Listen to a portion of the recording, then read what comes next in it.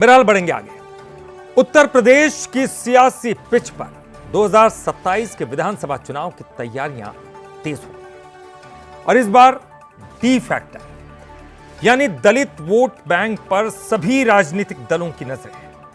BJP हो, Samajwadi party हो, बसपा, कांग्रेस, ये सभी पार्टियां अपने अपने अभियानों के जरिए दलित मतदाताओं को साधने में जुटी हैं। प्रदेश की 140 से ज्यादा विधानसभा सीटों पर दलित वोटर्स चुनावी नतीजों को प्रभावित करने की स्थिति में है और यही वजह है कि बीजेपी सामाजिक समरसता अभियान और कल्याणकारी योजनाओं के जरिए अपनी पकड़ मजबूत करने में जुटी है, जबकि समाजवादी पार्टी, पीडीए, कांग्रेस, बहुजन समाज विचार और बसपा भाईचारा समितियों के जरिए सामाजिक समीकरण को मजबूत करने में जुटी है।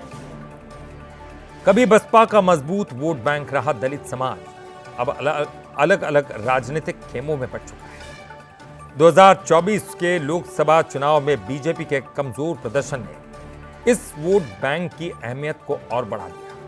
यूपी की सियासत में डी फैक्टर किसका खेल भी बनाएगा और किसका बिगाड़ेगा, इसी पर सबकी नजर है।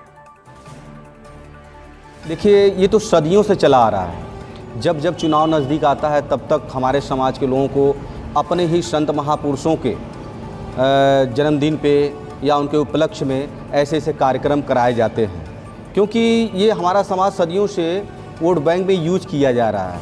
एक मिट्टी की कलश पदयात्रा को लेकर के वो जन जन तक पहुंचा रहे हैं, तो ये इसका मतलब ये है कि हमारे समाज को एक तरीके से जो आने वाली जो चुनाव है उसमें यूज करने का एक कह सकते हैं कि एक साधन के रूप में देखा जा सकता है।